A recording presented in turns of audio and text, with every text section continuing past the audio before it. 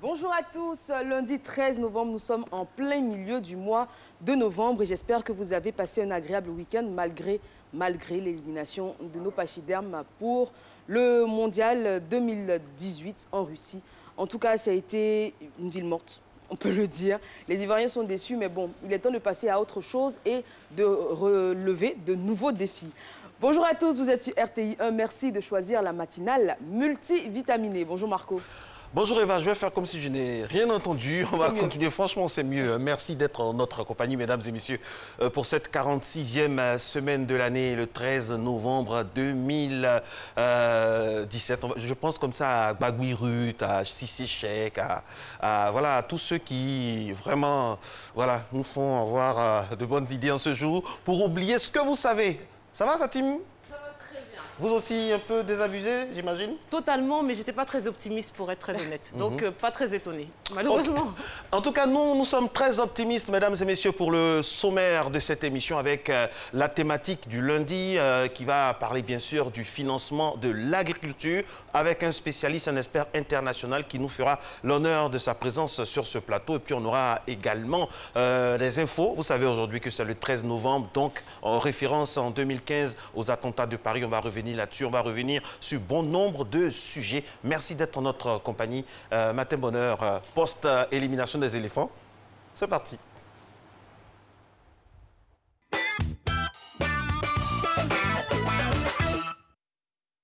Bonjour Marcelin, bonjour à tous. C'est bien connu, l'événement d'hier fait la une d'aujourd'hui. Et ce matin, presque tous vos journaux reviennent sur l'élimination de l'équipe nationale. À l'instar de Fraternité Matin, qui titre à ce sujet « Côte d'Ivoire 0 ». Maroc 2, les leçons d'une lourde défaite. L'autre titre concerne l'axe Bouaké-Ferkessédougou, dont le Premier ministre Amadou Gon Coulibaly a lancé les travaux. La situation sécuritaire est en une de Soir Info. Plusieurs militaires des Fassi sont en fuite, nous dit le journal. Et on apprend qu'un militaire a abattu un planteur, l'accusant de vendre du cacao au Ghana. On change totalement de sujet avec l'expression qui vous dit ce qui fait courir Soro. Et en ce qui concerne les éléphants, ils disent bye bye à la Russie. On retrouve le même sujet en une de l'intelligent d'Abidjan qui va apparaître à l'écran. Le goumin-goumin n'a pas tué le fair-play et l'humour des Ivoiriens, bien heureusement. On reste sur la planète foot avec l'Inter qui revient sur l'incident entre Sidi Diallo et le président de la fédération marocaine. Le quotidien s'intéresse aussi au président de l'Assemblée nationale. Soro change de stratégie, nous dit la couverture. Et pour finir, notre voix, il va très franchement, éliminatoire mondial FIFA 2018, ils nous ont humiliés. Et on se retrouve avant le journal pour une revue de presse très sportive. À tout à l'heure. Tout de suite, merci, et oui, ils nous ont humiliés et on a l'impression, on a le droit d'avoir cette impression d'ailleurs, d'avoir été fortement humiliés parce que c'est incompréhensible ce qui est arrivé. Le jeu, pour les moins avertis comme nous autres, moi-même qui ne suis pas technicienne du foot, j'ai bien vu que le jeu était assez passable, voire médiocre. Et il y a beaucoup de questions à se poser sur l'engagement, l'engouement de cette équipe-là pour la Côte d'Ivoire, pour le pays qui ne fait jamais défaut, qui est toujours là pour soutenir nos éléphants. Malheureusement, des défaites comme celle-là et des humiliations comme celle-là, on en a déjà vu. Moi, ce qui me choque, me chagrine, c'est dans l'attitude. Vous avez certainement souvenance d'une défaite des éléphants en finale où on a perdu et les éléphants sont arrivés ici, ils ont été accueillis en héros parce qu'on a su que là, ils s'étaient battus, c'était en 2006. C'était en 2006. C'était contre l'Égypte, voilà. Mais bon, là, c'est dans l'attitude. On n'a pas vu, on n'a pas senti de révolte à aucun moment quoi qu'on en dise, les Marocains ont joué comme s'ils étaient chez eux. Et ils ont marqué 2 buts sans forcer, mais franchement, sans forcer. Et là... Et même après ces 2 buts, pardon, on n'a pas eu de sursaut d'orgueil, on n'a pas eu de changement dans l'attitude. Et c'est vraiment déplorable. C'est déplorable. Hein. Franchement, moi, je ne supporte plus les éléphants. Jusqu'au prochain match, on dit tout ça. Oui. Alors, Marco. Le goumé, enfin ça, franchement... Non, mais il faut que Fatim répète ça. Non, mais le goumé, à la prononciation de Fatim, franchement, on pense à... Non, mais jusqu'à quand, Marco? Mais franchement, mais c'est pas, ça se fait pas, ça se fait pas. On aurait dû aller vraiment en Coupe du Monde. Vous savez que le football est fédérateur, ça nous fait oublier tellement de choses que franchement, là, elle a bien joué. Et puis bon, Beau, le gardien, franchement, les 2 buts, honnêtement, quoi qu'on dise avec la défense, moi, c'est la partie où se lève pour s'étonner après, là. Moi, je ne comprends pas. Il est étonné d'être surpris. Il est étonné, tu es étonné, tu vas accuser d'autres. Mais c'est toi le dernier rempart, quand même. Comme il y a une vidéo qui se balade en ce moment sur les réseaux sociaux qui fait justement référence à cette affaire, je pense qu'elle est un peu plus ancienne, mais elle convient tellement à la situation, donc à ce jeune homme qui dit que c'est la sauvagerie à outrance. En tout cas, voilà, quand il faut les soutenir, on les soutient, mais quand il faut être réaliste également, mesdames et messieurs, il faut être réaliste. Franchement, on ne méritait pas du tout d'aller en Russie. Comme quelqu'un disait, il dit même la vodka se refuse à nous. Vendredi, en plus, on avait évoqué ce sujet. On disait, mais aller en Russie, c'est bien beau, mais pour y faire quoi quand on voit le niveau de l'équipe et le niveau de jeu? Bon, finalement, c'est peut-être mal pour un bien, hein. On verra bien. Il y a quelqu'un qui disait aussi que si vous attendez une révolte des joueurs, il faut avoir aussi l'idée de ce qui se passe dans les vestiaires. Il y a beaucoup de choses, il y a beaucoup de non-dits. Parce que même le capitaine des éléphants en parlait hein, sur une chaîne étrangère. C'est Gervinho qui disait que c'est nous qui sommes dans le vestiaire. Il a dit une phrase comme ça. C'est un message subliminal pour montrer que peut-être qu'il y aurait des dissensions. Il faut mettre fin à tout ça pour qu'on puisse avoir... C'est vrai qu'il n'y a pas de défaite encourageante, mais vraiment tomber les armes à la main. Et puis on peut toujours, comme on dit, on tire toujours des leçons de nos échecs et c'est le moment là de se poser véritablement et de voir, comme on dit chez nous, ce qui n'a pas marché. Alors aujourd'hui, c'est le lundi 13 novembre. On rappelle que c'est la fête des Brises qui signifie taché ou moucheté. Et les Celtes donnaient ce prénom aux enfants qui avaient des taches de rousseur. Aujourd'hui, c'est un prénom qui est passé donc dans l'usage public et pas besoin de taches de rousseur pour se faire appeler Brice. Et puis Brico. Ça, c'est en Côte d'Ivoire, c'est comme ça. Brico DJ, on lui fait un coucou. Oui, Brico DJ. Le diminutif des Brices en général, Brico. Oui, Brico. Et puis le 13 novembre, mesdames et messieurs, c'est également une date assez sombre, assez triste dans l'histoire de l'humanité, de l'Europe et de la France en particulier, avec les attentats en 2015. Donc, dans la soirée du vendredi 13 novembre 2015, une série d'attaques meurtrières frappait Paris et le Stade de France. Elle a coûté la vie à 130 personnes et en a blessé près de 400, dont certaines victimes, pour la plupart âgées de 25 à 35 ans. Et voilà, Eva. Et oui, on rappelle que le monde entier a uni donc, ses forces pour lutter contre le terrorisme. De nombreux pays sont touchés. On a l'impression que plus personne n'est à l'abri. On a des attentats quasiment toutes les semaines, tous les mois, aux 4 coins du monde, donc en Afrique, en Asie, en Amérique, en Europe, un peu partout. Et il faut encore une fois présenter donc nos condoléances à toutes ces personnes qui sont touchées de par le monde et surtout en Côte d'Ivoire parce qu'on a eu également notre part d'ombre. Et puis également le volet psychologique est très important après ces événements douloureux. Voilà, Matin Bonheur, c'est le 13 novembre, c'est le premier jour de la semaine. Nous sommes à la 46e semaine de l'année. 2017 est en train de disparaître petit à petit. Mais la gym est toujours là et renaît petit à petit également dans cette émission. C'est parti.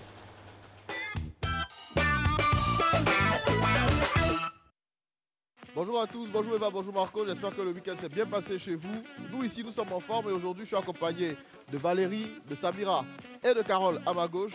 Donc si vous êtes près chez vous, faites juste un peu de place autour de vous, prenez un tapis et puis top, on part pour les échauffements. On va faire un peu de cardio aujourd'hui. Allez, on met les mains le long du corps, on enroule les épaules. 1, 2, 3, 4, 5, dans l'autre sens. 1, 2, 3, 4, 5. Allez, on descend sur le côté. Allez, on tire. 1, 2, 3, 4, 5 de l'autre côté. 1, 2, 3, 4, 5. On fait de légers squats. On met les mains aux hanches. On descend là. 1, 2, 3, 4, 5. On continue. 6, 7, 8, 9. Ok, alors qu'est-ce que je vous propose aujourd'hui? On va faire des jumping jacks pour commencer. Donc pour réaliser les jumping jacks, on écarte les jambes, ok, et on saute, on part là. 1, 2, ok.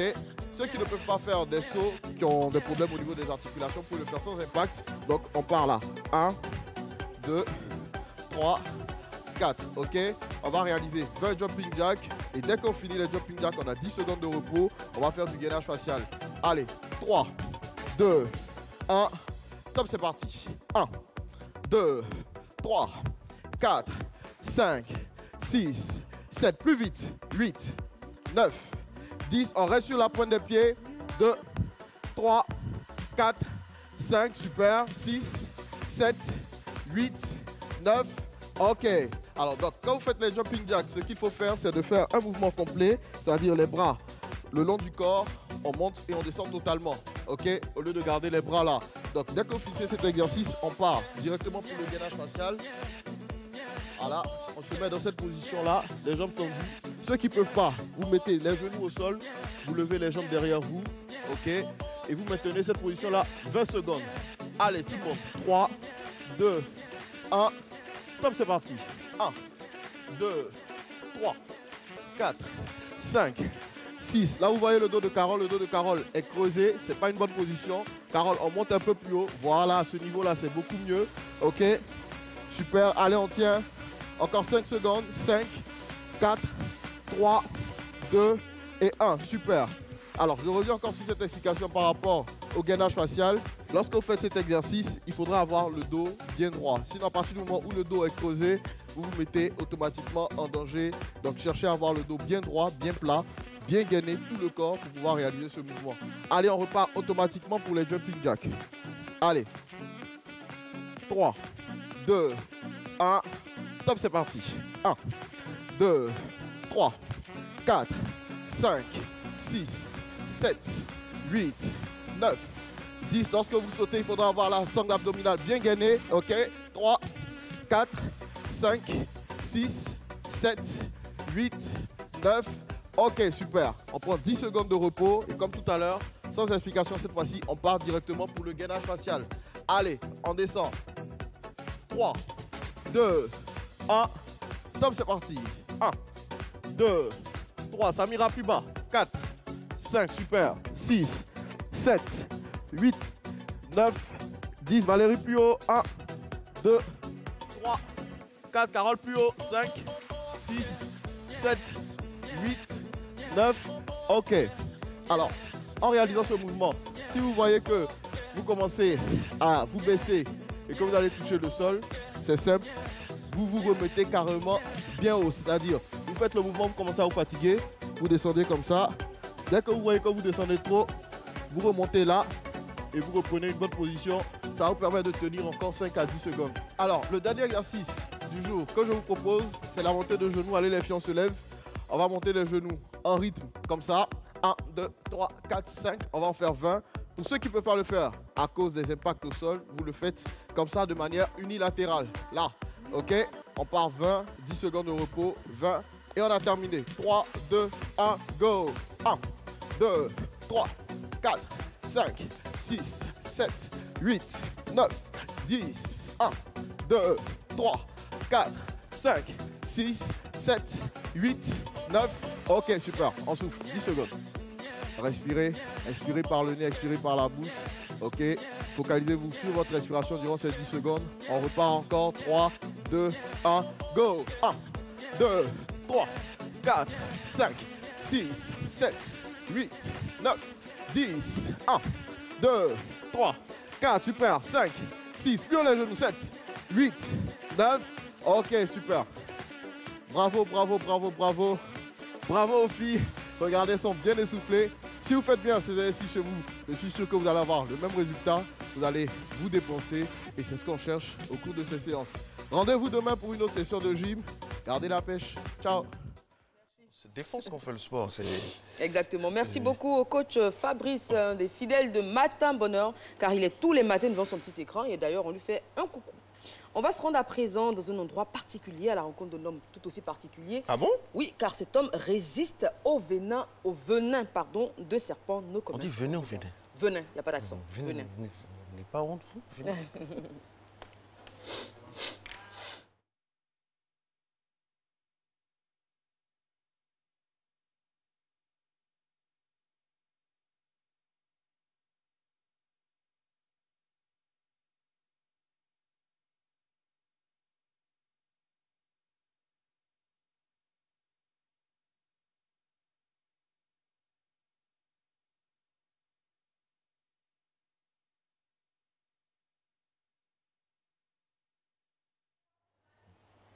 N'ayez pas peur, je suis là. N'ayez pas peur. Ça peut aller? Ça va? Ah oui, c'est une de mes phobies. Je ne supporte pas les serpents. Ah bon? Ah non, non, non. Je ne veux même pas en voir en peinture. C'est la phobie de beaucoup de... C'est la phobie de beaucoup de personnes, beaucoup de femmes en particulier. Même dans ce studio. Ouais, je pense qu'il y a pas mal d'hommes qui ont peur des serpents également. Ah bon? Ah bon? Ça peut aller? Okay. Cela dit, il y en a de très beaux... ah bon? Oui, il y a un zoo à Sini. Oui, je ne sais plus. Vous prenez régulièrement vos quartiers en compagnie de vos... De mes amis, effectivement. Mais pourquoi vous vous empressez? Non, non, non. Laissez-moi dire. C'est tellement vrai en plus. Oui, voilà, oui. il y a de très très beaux serpents à découvrir. Et surtout, j'ai vu un serpent qui a fait sa mue, mais une mue totale une fois. Et donc, tu avais toute la peau du serpent là, comme ça, constituée. C'était impressionnant. Fatim Djedje, elle n'a pas du tout peur des serpents. C'est ce qui me plaît chez elle. Elle garde son sang-froid devant. Et vous savez qu'en France, par exemple, dans d'autres pays européens ou américains, du continent américain, il y a des psychologues spécialisés pour vous permettre de lutter contre la peur des araignées et du serpent. Et c'est très tendance, surtout à Los Angeles, pour ne pas avoir peur des araignées. Parce que ça, c'est une autre phobie aussi, des araignées et des serpents. Un peu moins peur. Par contre, ce qui va venir, rassurez-vous, ça ne va pas vous faire peur puisqu'on va manger. C'est votre sport favori, ça. Allez, petit-déj, c'est parti. OK, bon.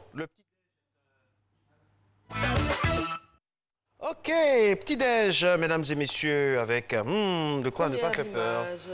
Qui nous vient de Manuela Quadio à la Riviera Palmeraie.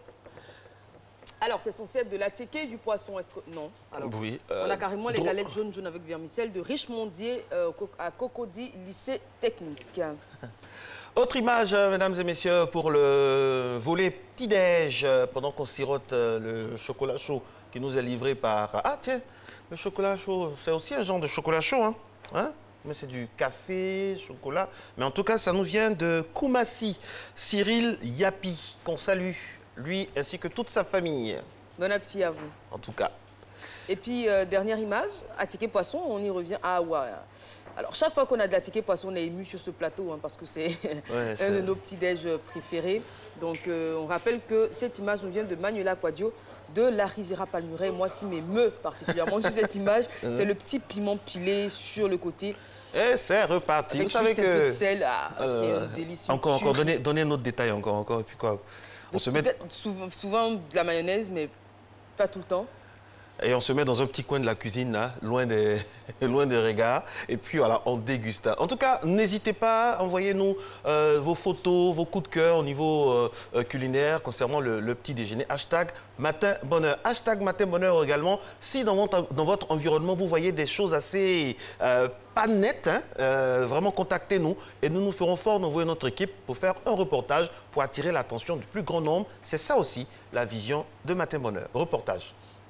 Les végétaux aquatiques envahissants, appelés communément salades d'eau, ont déjà fait leur première victime le mardi dernier sur la lagune Ébrié. Un bateau-bus de la Sotra, pris au piège par ces végétaux, a totalement cramé. C'est pour éviter pareil accident et faciliter la navigation sur le plan d'eau lagunaire d'Abidjan que le SIAPOL est à la tâche.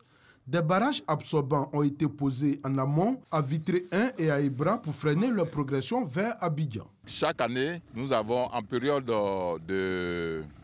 d'octobre jusqu'à janvier de l'année prochaine, les végétaux, donc à la faveur de la crue des fleuves et puis des rivières côtières, donc ces végétaux sont détachés et vont vers Abidjan, en transitant par Bassam, Moussou et Vitré. Et l'autre côté transite par Bassam, Moussou et Ebra. Et ces végétaux-là, donc sous la poussée donc, des grandes masses d'eau provenant donc, des fleuves, c'est-à-dire la Komoué, vont se retrouver donc, sur Abidjan. Bon, l'opération consiste donc à bloquer ces végétaux-là pour que sur Abidjan, il n'y ait pas assez de végétaux et que ces végétaux-là ne gênent pas donc, les activités socio-économiques. 900 mètres de barrage ont été posés à Vitré 1 et à Ibra. Sur la zone de Vitré 1, il a été posé 360 mètres de barrage. Comme vous le voyez, de part et d'autre de la rive, nous avons donc des barrages qui font 60 mètres. Mais à Ibra, ce sont 600 mètres de barrages qui ont été posés. Ici, on a mis les barrages de 90 parce que l'espace est large. On a près de 300 mètres de largeur. L'autre côté, on a 100 mètres. Des opérateurs ont été recrutés pour soulager ces barrages en cas d'encombrement. Lorsque les barrages sont remplis de végétaux, nous avons donc des opérateurs avec des pirogues et qui viennent donc soulager ces barrages-là. On travaille en fonction de la marée. La marée, on progresse. Actuellement, la marée descend. Donc quand c'est comme ça, on les retire ça, mais avec la pression d'eau, en tout cas, le travail se passe bien. Le travail se passe bien, les végétaux, grâce au barrage, on arrive à les récupérer rapidement. L'avènement de ces végétaux aquatiques envahissants est un phénomène naturel selon le CIAPOL. Même si l'on ne peut pas éviter leur apparition, on peut cependant limiter ou freiner leur progression vers Abidjan. Et c'est ce que s'attelle à faire le CIAPOL en posant ces barrages absorbants pour limiter les dégâts. Merci pour ce reportage très instructif. Ouais, enrichissant, hein? Enrichissant, on continue. Vous le saviez-vous? Non, du tout. On va continuer à s'enrichir aujourd'hui tout de suite avec l'info signée Fatim Djedje dans le cadre de la revue de presse.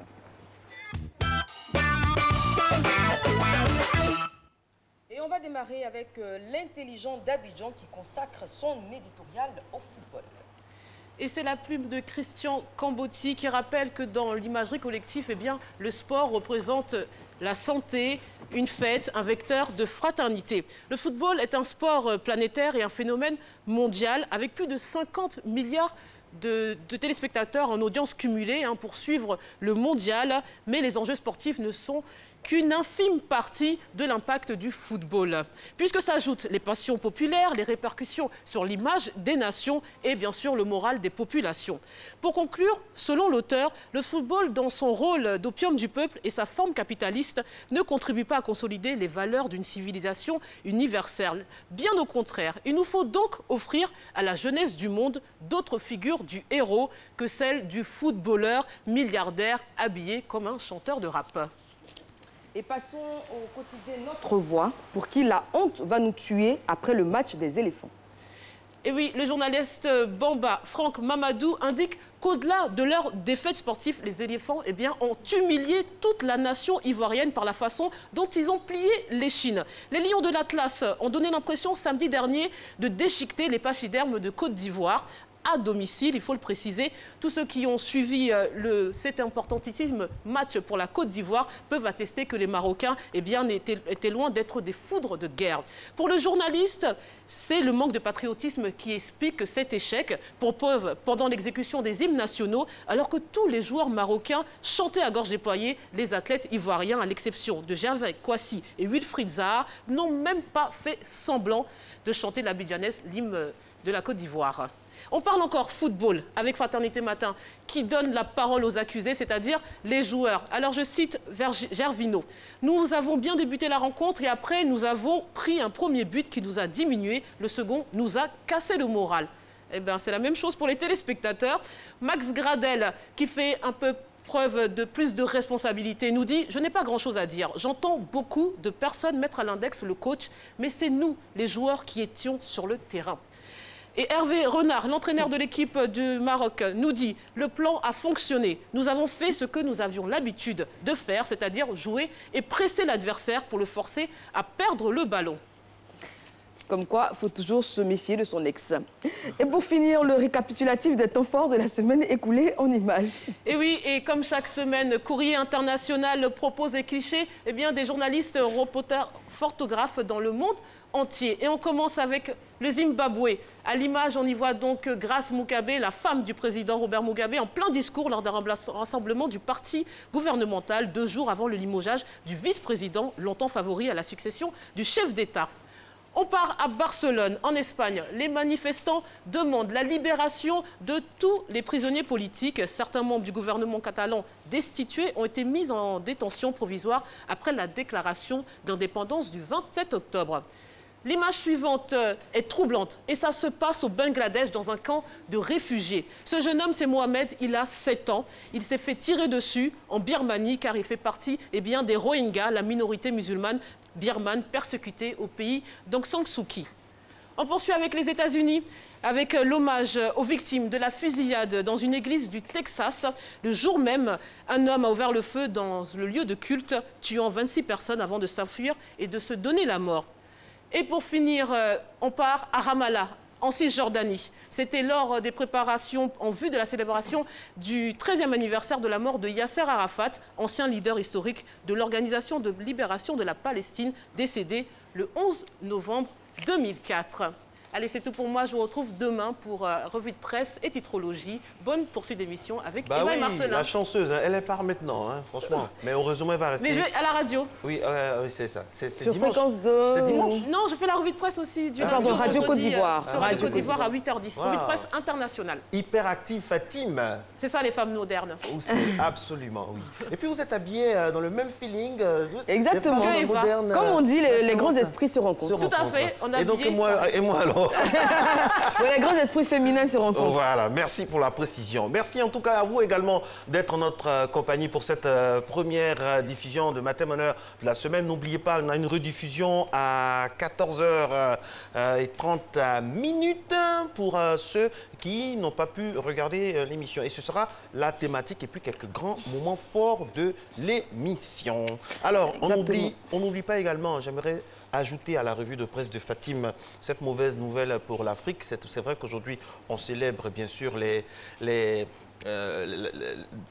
deuxième anniversaire des attentats de Paris, mais il ne faut pas oublier également qu'en RDC, il y a eu donc un grave accident de train qui a causé la mort de 33 personnes et plusieurs blessés.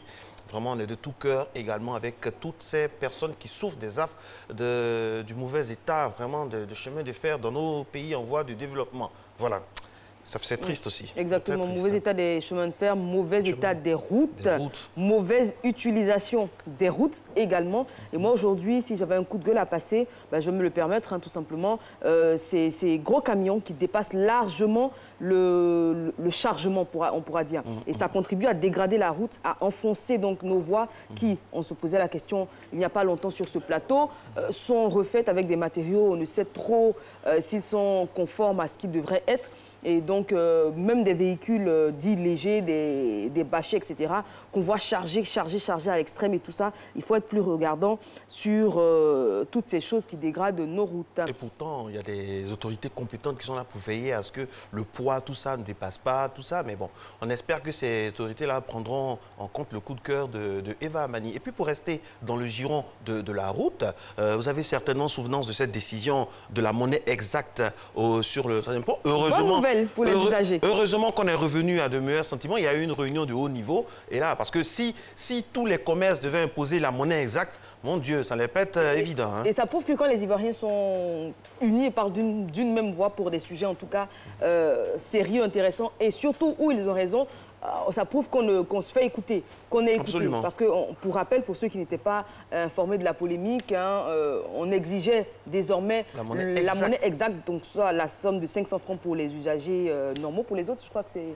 Enfin, je vais m'en tenir aux usagers normaux. 500 francs, on exigeait la monnaie exacte au péage du pont Henri Konan-Bédié, sur les réseaux sociaux, tout le monde s'y mobilisation, parce que finalement, les usagers et les pauvres citoyens que nous sommes, nous ne fabriquons pas la monnaie. Absolument. Voilà, il n'y en a pas, c'est un véritable problème. Il faut savoir où la trouver et pourquoi il n'y en a pas. Comme dit toujours mon père, on ne peut pas souffrir pour gagner de l'argent et souffrir également pour dépenser.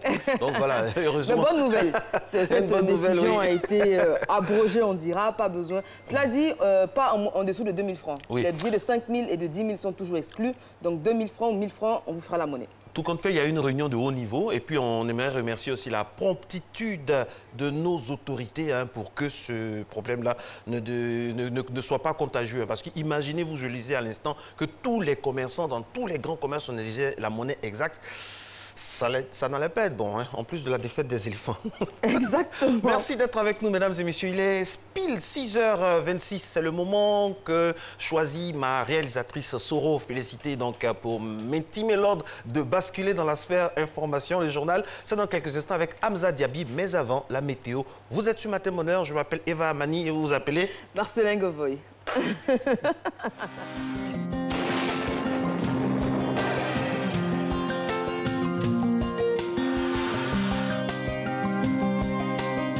MTN, everywhere you go.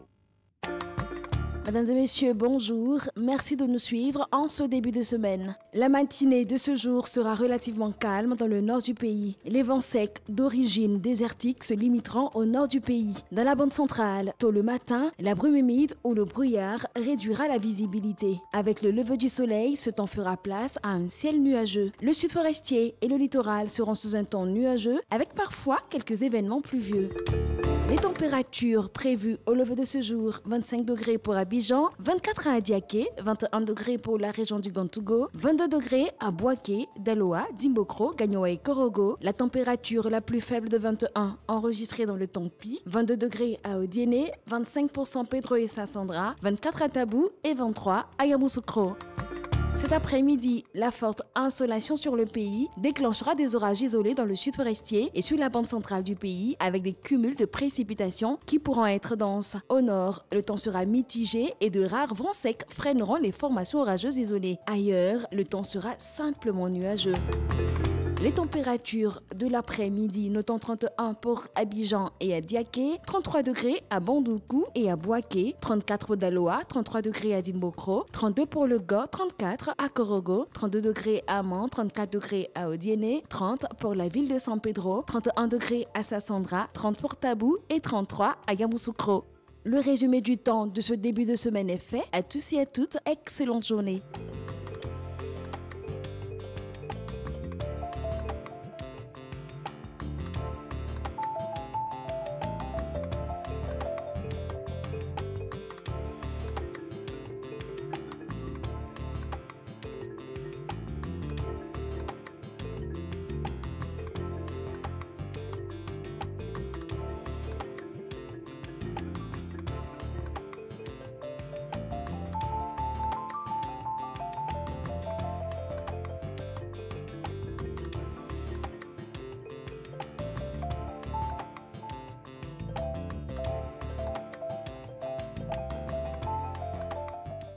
MTN, everywhere you go.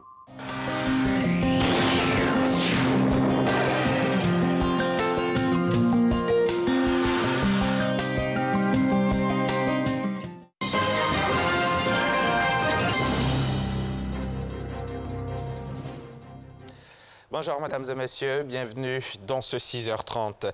La région du Morono avec à sa tête l'inspecteur général de l'État récemment nommé Théophile Awandoli a rendu hommage au président de la République Alassane Ouattara pour les actions en faveur du développement local. Sortir leur localité de l'enclavement par la réhabilitation de l'axe Akopé-Bongouanou ou la mise en place des projets d'envergure sont autant de motifs de satisfaction.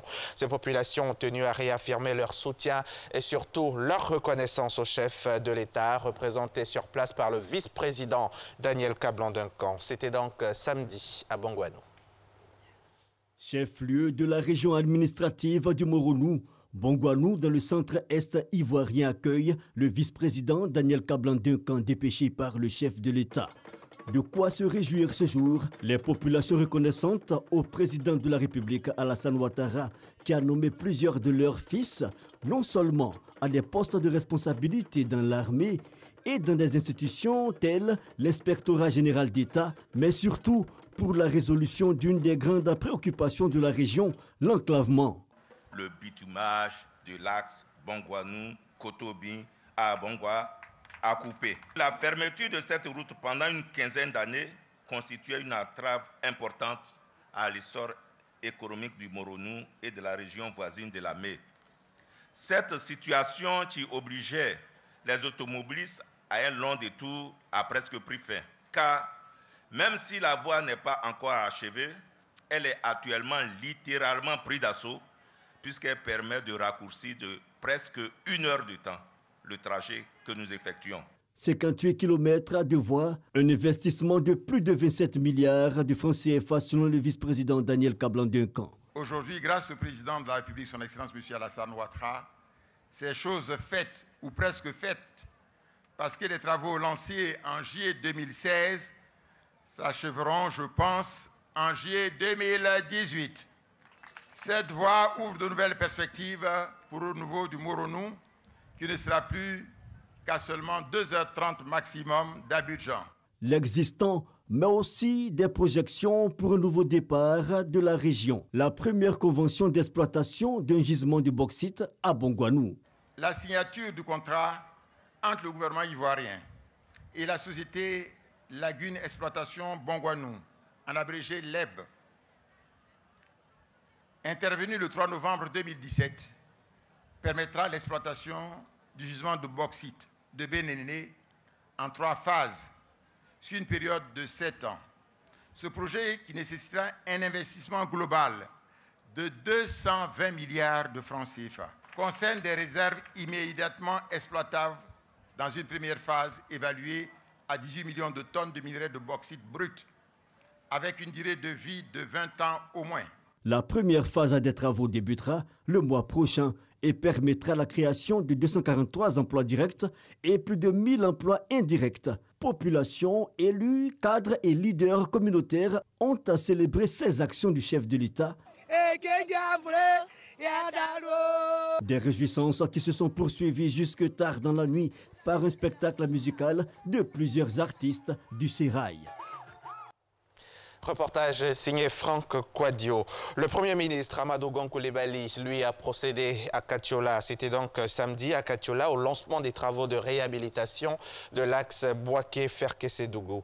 À cette occasion, le chef du gouvernement a réitéré l'engagement du président de la République à doter tout le pays d'infrastructures routières neuves et de qualité. Kader Sogodogo, notre confrère de RTI Bouaké. Circuler sur des routes de qualité dans tout le pays. Une aspiration des populations pour laquelle le président de la République, Alassane Ouattara, s'est engagé. Le Premier ministre Amadou Gon Coulibaly donne vie à cet engagement. Acte concret, le lancement des travaux de réhabilitation de l'axe Bouaké-Ferkessé-Dougou. Un geste désormais régulier en Côte d'Ivoire et qui est loin de s'arrêter.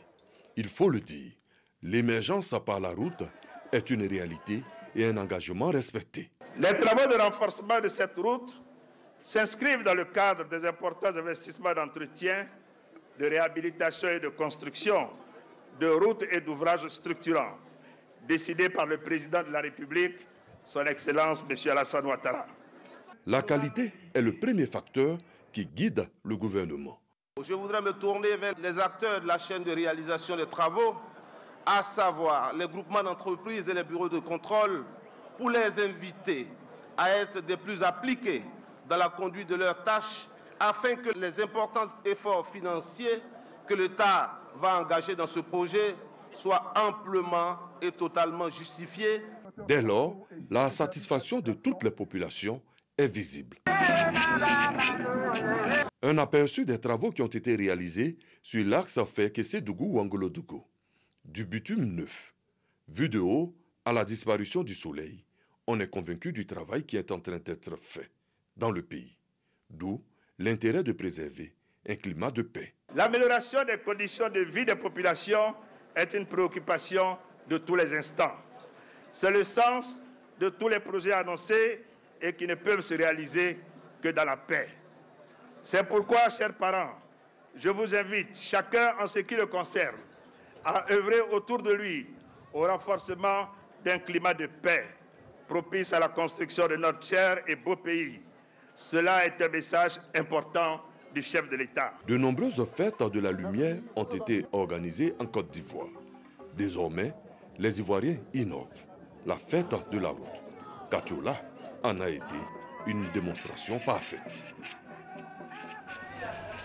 Dans le cadre de la mise en œuvre de la politique gouvernementale en matière d'emploi, le ministre de l'Emploi et de la Protection sociale a organisé une cérémonie de remise de chèques d'une valeur de 13 338 000 francs CFA. Ces chèques ont été remis à l'Association des artisans unis de la commune de Port-Bouët et au réseau des femmes actives pour le développement de Côte d'Ivoire. L'objectif était de contribuer à l'insertion socio-professionnelle des populations par l'auto-emploi.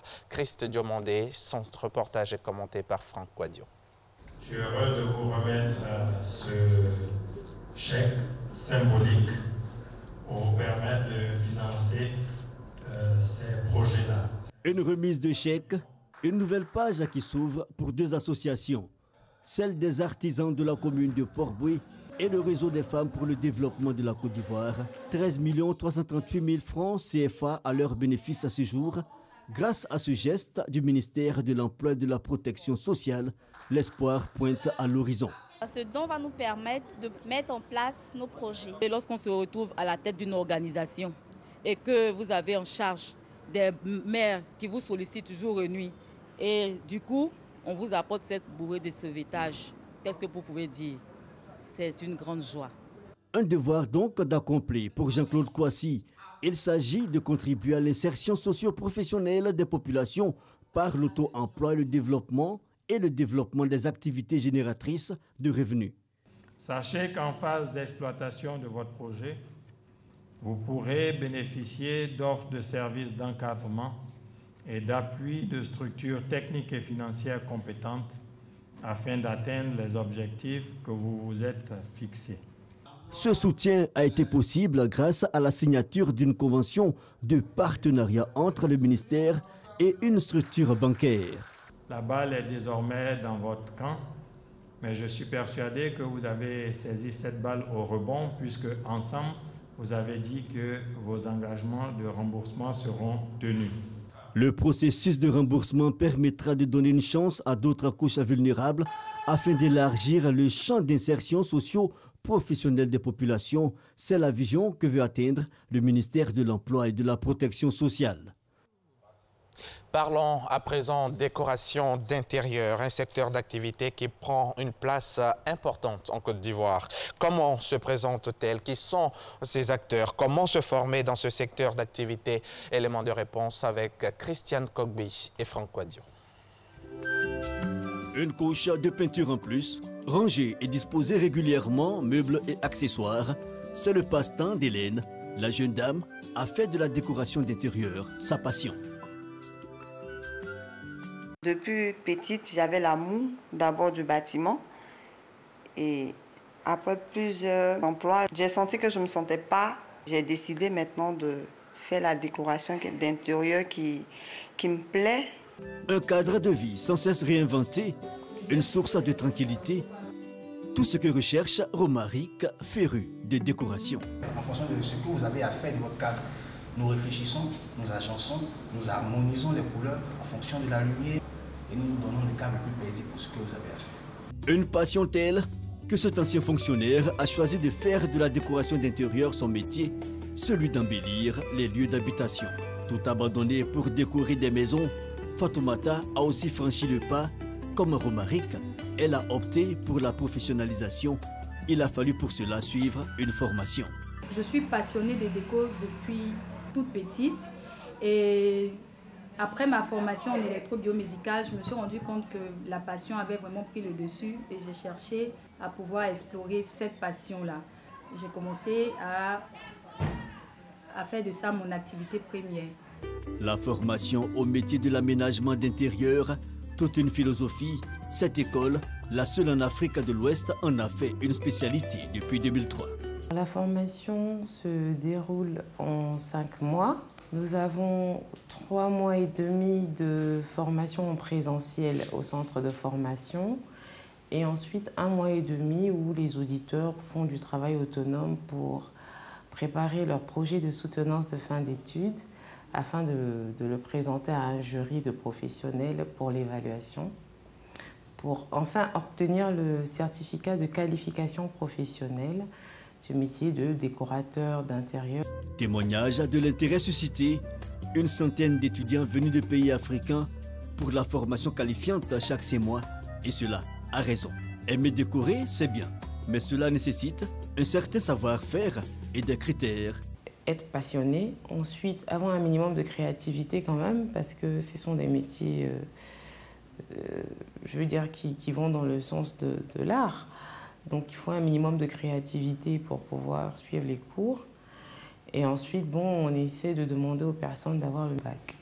Décorer son intérieur ou faire appel à des professionnels comme Romaric et Fatoumata, cela est accessible aussi à toutes les bourses et le bien-être, ça n'a d'ailleurs pas de prix.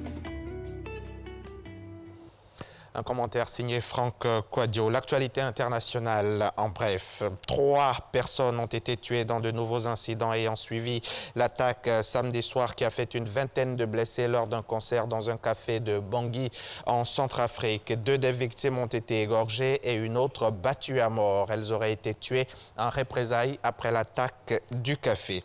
En République démocratique du Congo, un accident de train de marchandises a tué au moins une trentaine de personnes dimanche 12 novembre dans la province de Lualaba, dans le sud du pays. On compte également plusieurs dizaines de blessés parmi les passagers qui avaient pris place clandestinement sur le train. Pour la première fois depuis sa démission surprise à partir de Riyad, le 4 novembre dernier, le Premier ministre libanais a accordé une interview à la chaîne de télévision qui lui appartient. Le chef du gouvernement a annoncé son retour au Liban dans les prochains jours, sans donner de date précise. Saad Hariri a assuré être libre en Arabie Saoudite, alors que Beyrouth demande à Riyad des explications sur la situation du Premier ministre démissionnaire. 13 novembre 2015, 13 novembre 2017, 2 ans ont passé depuis la vague de terreur qui a ensanglanté la capitale française. Comment tourner la page sans oublier les victimes? Pour les rescapés des attentats, la question ne se pose pas. Un grand nombre d'entre eux restent traumatisés par la tragédie. Les associations qui les représentent ont demandé la plus grande sobriété dans le souvenir. Et puis, pour terminer avec l'actu inter, une secousse de magnitude 7.3 a frappé hier dimanche le nord-est de l'Irak et des régions frontalières en Iran et en Turquie. Le dernier bilan officiel fait état de plus de 160 morts et 1600 blessés côté iranien, 6 seulement côté irakien. Nous allons terminer en sport. Football, vous le savez tous, la route du mondial Russie 2018 est désormais loin derrière la Côte d'Ivoire. Les éléphants n'ont pu se qualifier au stade Félix Houphouët-Boigny devant leur public, battu 2-0 par les Lions de l'Atlas. La Côte d'Ivoire est privée donc d'une 4e participation consécutive à un mondial. Les éléphants de Côte d'Ivoire ne seront pas au prochain mondial de football qui aura lieu en Russie en 2018. Battus par les Lions de l'Atlas, 2-0 au stade Félix Houphouët-Boigny. Triste constat. C'est quel ballon ça là? Ou bien si le match est vendu, donc on nous dit le match est vendu, on ne va pas mettre notre cœur dessus, c'est fini. L'espoir, longtemps entretenu par les Ivoiriens de participer à un 4e mondial, s'est vite envolé. La bande à Marc Wilmot, fébrile en défense et inefficace en attaque, a coincé devant des Marocains solidaires et volontaires. Elle n'a pas pu transformer son rêve en réalité. La génération 2006 des Gervinho, Kalou, range sans doute définitivement les crampons sur une fausse note. Une autre équipe est à construire, une vraie équipe. Le football actuellement, c'est l'investissement. Tu investis, tu prends un entraîneur de renom, un entraîneur de qualité, tu vas avoir des résultats positifs. On n'a qu'à arrêter, la Côte d'Ivoire est un pays de foot. On doit commencer à gagner quelque chose de sérieux. Le football coûte combien? S'ils veulent, on va cotiser et puis on va prendre un entraîneur qui vaut pour le pays. Il faut penser dès maintenant à préparer dans la sérénité et sur le long terme une équipe, un groupe volontaire pour aller à l'assaut de la CAN 2021 d'Abidjan et pourquoi pas la gagner. C'est possible, pourvu que la Fédération ivoirienne de football se mette à la tâche dès aujourd'hui. Arcelin et Eva en parleront tout à l'heure à la suite de ce journal, donc avec leur chroniqueur sport. Bonne journée sur RTI. Beaucoup de courage, Eva, pour la suite. Également à vous, vous le voyez sur ce plateau, il a été annoncé par Hamza Diaby. Patrick Guité, journaliste sportif, ça va qu'on va écouter dans quelques instants. Oui, il était avec nous déjà vendredi. Je lui posais certaines questions auxquelles il n'avait pas répondu. J'espère avoir mes réponses aujourd'hui. Pour l'heure, on va se diriger vers le point route. Et maintenant, ce sera directement la chronique sport alors. Finalement, voilà le point route, mais ça, sur la route du mondial ou pas. C'est tout de suite avec Patrick Guité. On a au moins le jingle du sport. On y va.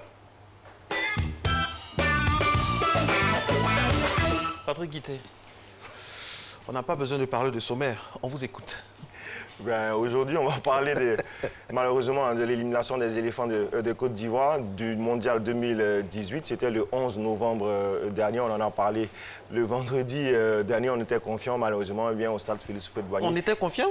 Oui, nous étions confiants puisque nous avions discuté avec certains joueurs qui étaient motivés, surmotivés même, mais sur la pelouse, on a trouvé des éléphants un peu mous, en tout cas, après les 25 premières minutes. Et puis aujourd'hui, nous allons parler également de Sylvain Gbagbo, qui est annoncé, en tout cas, dont la retraite internationale est annoncée sur les réseaux sociaux. Nous allons également parler des 5 représentants de l'Afrique à ce mondial 2018 en Russie. La Côte d'Ivoire n'y sera pas, mais il y aura des représentants africains. Et puis après, nous allons également parler du démarrage de la préparation des éléphants à prime, des éléphants locaux. Eux se sont qualifiés pour le CHAN 2018 qui se déroulera au Maroc. Et donc, le jeudi dernier, ils ont démarré la préparation à Bingerville. Et après, on va parler un peu d'athlétisme. La Côte d'Ivoire devra abriter donc la CAN des cadets, le championnat d'Afrique des cadets en 2019. Et puis le marathon de la ville d'Abidjan, c'est le mercredi prochain, ici, même à Abidjan. Super. On démarre donc avec la Côte d'Ivoire qui ne sera pas en Russie, comme on le sait tous depuis samedi, aux environs de 19h. Enfin, un peu plus tôt, on l'a su déjà en première mi-temps qu'on n'y serait pas. Oui, en tout cas, on a connu des retournements de situation. Après 25 minutes, on a pensé que les éléphants avait la possibilité de marquer des buts. On a eu des occasions. Une nette occasion de but signé Gervinho à la 19e minute. Et à la 25e, les éléphants sont repartis.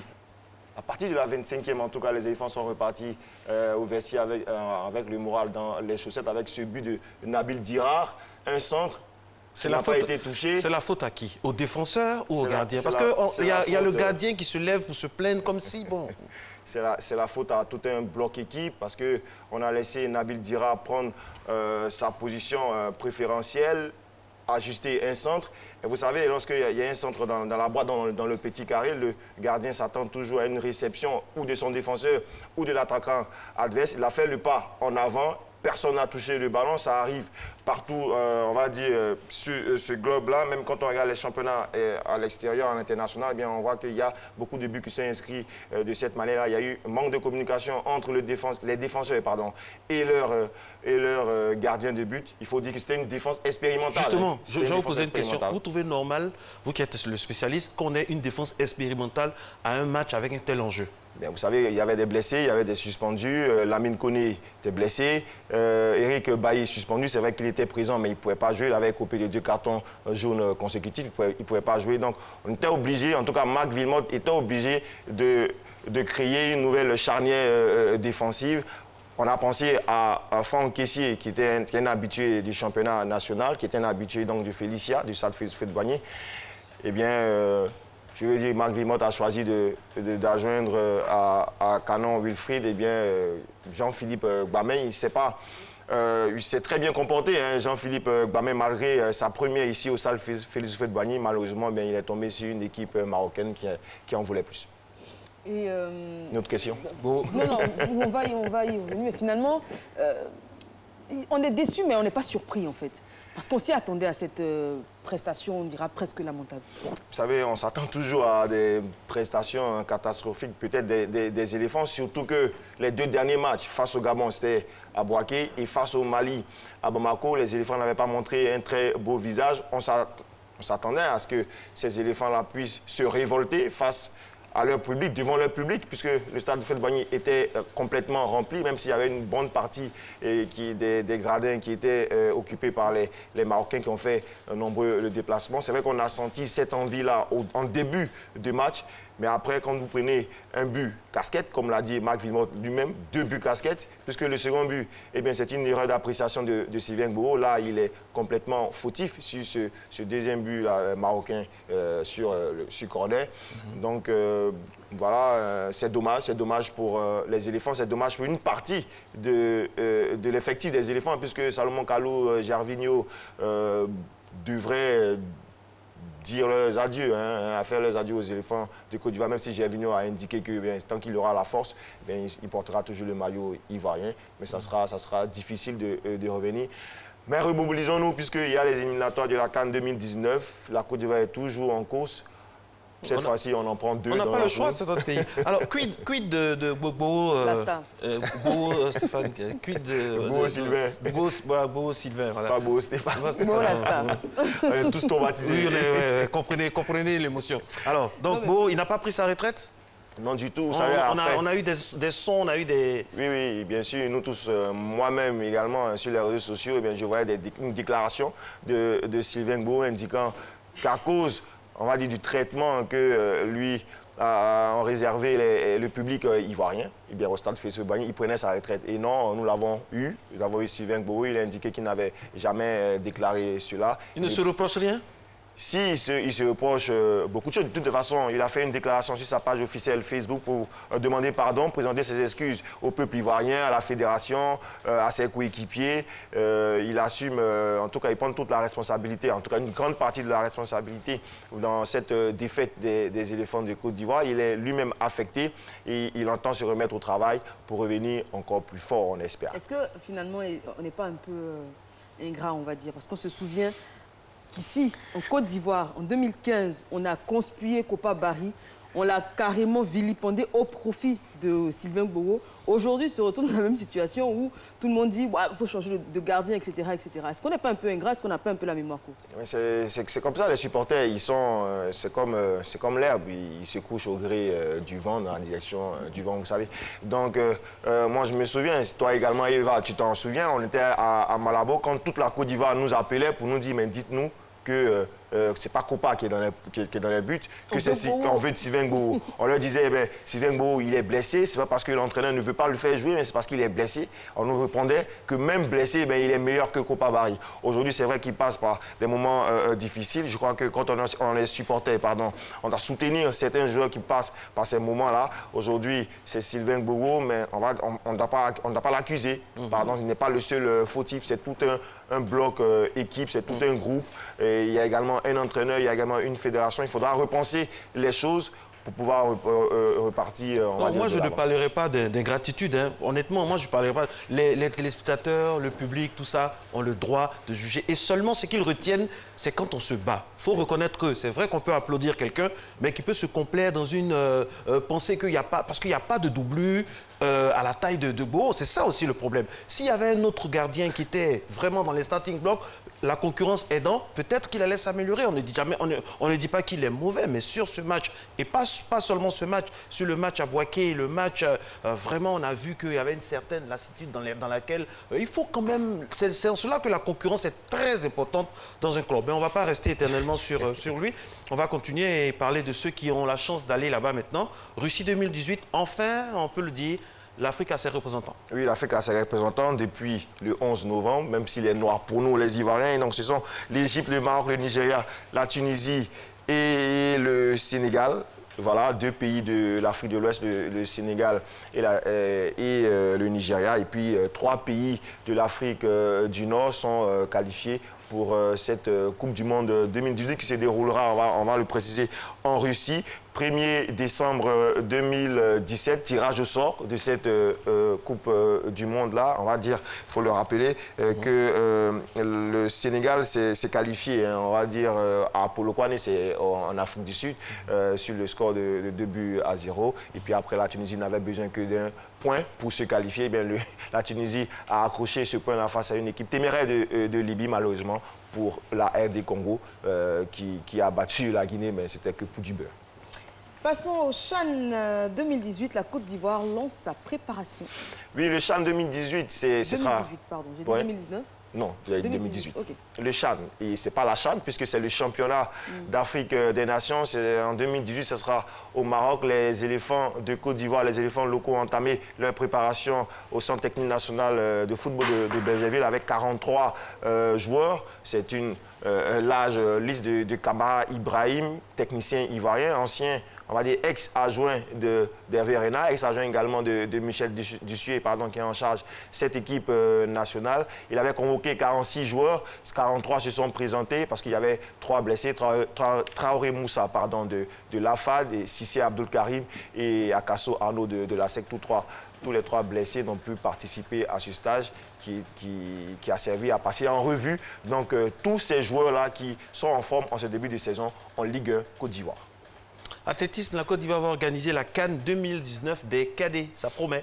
Oui, la Côte d'Ivoire, après donc les Jeux de la francophonie, les 8e Jeux de la francophonie, avec le succès, après le succès de l'athlétisme ici même à Abidjan, eh bien, la Côte d'Ivoire s'apprête à abriter le championnat d'Afrique des cadets ici en 2019. Mais ça, on va dire que c'est l'ambition de la Confédération africaine de l'athlétisme et ce n'est pas encore acté par les autorités ivoiriennes qui seront sondées donc, par les autorités donc, de la CAA, la Confédération africaine d'athlétisme, qui vont en mettre, on va dire, s'accorder avant donc d'acter cette décision de la CAA. Et on finit avec le marathon d'Abidjan qui démarre le 15 novembre 2017. Le mercredi 15 novembre, journée de la paix. Voilà, journée de la paix, ce sera à Abidjan et ça sera célébré autour d'un marathon, le marathon de la ville d'Abidjan, le marathon du district d'Abidjan, pour ne pas me faire taper là-dessus par M. Victor Yapobi, qui est le président du comité d'organisation de cette compétition-là. Il y aura le 3 km, le 10 km, le 21 et le 42 km. Merci Patrick. Merci beaucoup. Et puis beaucoup de courage. Courage à nous tous. Beaucoup de courage. Courage à nous tous. Et restons fans des éléphants. Bon, voilà, parlons d'autre chose. Restons sur le marathon. Restons sur le marathon pour parler. Encourageons la championne qui était là avec nous. Marie-Josée Talou, l'équipe locale, l'équipe des locaux qui va participer à la CHAN. Peut-être qu'on peut en avoir, on peut trouver des pépites là-dedans, comme celle qu'on va vous proposer maintenant par rapport au marathon d'Afrique du Sud. C'est une femme d'un certain âge qui s'est inscrite au marathon et ça fait du bien. Regardez. Casquette vissée sur la tête, Deirdre Larkin est prête à braver le froid de l'hiver sud-africain. Il est 6 h du matin et elle est au départ d'une course de 10 km à Pretoria. Fondue dans la masse, elle ne passe pourtant pas inaperçue. Du haut de ses 85 ans, elle est la record woman du semi-marathon dans la catégorie des plus de 80 ans. Quand les gens me dépassent, parce que beaucoup de gens me dépassent, ils me saluent, ils me disent « Bonjour, on t'a vu dans l'émission Carte Blanche, on t'a vu à la télé. C'est toi qu'on a vu à la télé ?» Mais sinon, vous savez, on n'a pas le temps de discuter plus longtemps parce que tu as besoin de garder ton souffle pour la course. Peu avant ses 70 ans, son médecin lui diagnostique de l'ostéoporose. Après plusieurs années de traitement et après s'être essayée au yoga, sans succès, elle découvre avec son fils la course à pied. 7 ans plus tard, elle court 8 km, 3 fois par semaine, dans les rues de son quartier de Johannesburg et enchaîne les compétitions. Je n'ai jamais pensé à mon âge, j'avais juste envie de courir. Ce sont les gens qui me disent tout le temps « Tu es vieille, tu es vieille ». J'y pense maintenant, mais avant ce n'était pas le cas. Je me sens plus vivante, j'ai plus d'énergie.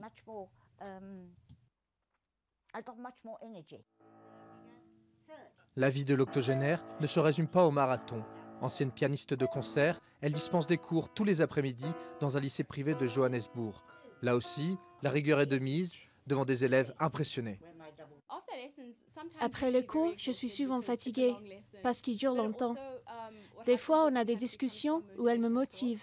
Ça me rappelle ses exploits et ça me fait penser que je peux aussi accomplir tout ce que je veux dans la vie parce qu'elle défie le destin. L'année dernière, Deirdre a participé à 65 courses, dont plusieurs semi-marathons.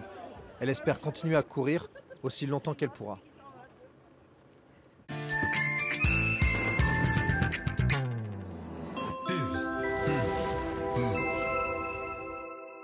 Bonjour Michel, qu'est-ce qui ne va pas? C'est juste le cas de ma fille qui me préoccupe en ce moment. Tu sais qu'elle finit avec le bac cette année et j'ai envie qu'elle puisse faire ses études supérieures à l'extérieur. Malheureusement, je ne sais pas comment m'y prendre. Rien que ça? Désormais, à Abidjan, votre agence AESCI vous assiste et vous oriente pour les études de vos enfants à Londres, au Canada, aux États-Unis et en Australie. AES, c'est aussi des formations diplômantes, des perfectionnements en anglais et des séjours linguistiques. Contactez-nous au 59 53 81 39 22 50 40 11. Ma soeur, où vas-tu si pressée? Mon mari a découvert une nouvelle pâte tomate là. Il en parle tout le temps. Ma chérie, c'est Alissa tomate. Alissa? Ah! Le double concentré de tomates Alissa, fait à base des meilleures tomates naturelles sélectionnées pour leur goût et leur qualité. La tomate Alissa se conserve très bien et ne noircit pas. On voit l'équipe qui va évoluer en 4-4-2. C'est de ça que je te parlais. Alissa, le goût parfait.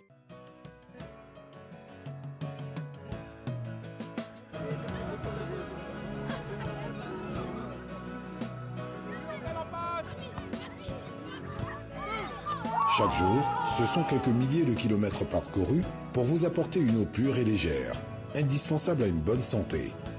Vous livrer une part de bien-être est ma meilleure récompense d'une journée de travail ardu. Céleste, pure et légère.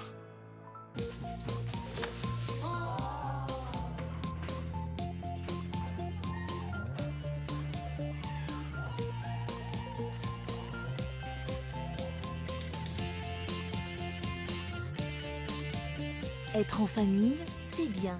Mais avec les pâtes maman, c'est encore mieux. Parce que chaque repas est un moment plein de bonne humeur. Maman, c'est toi qu'on préfère.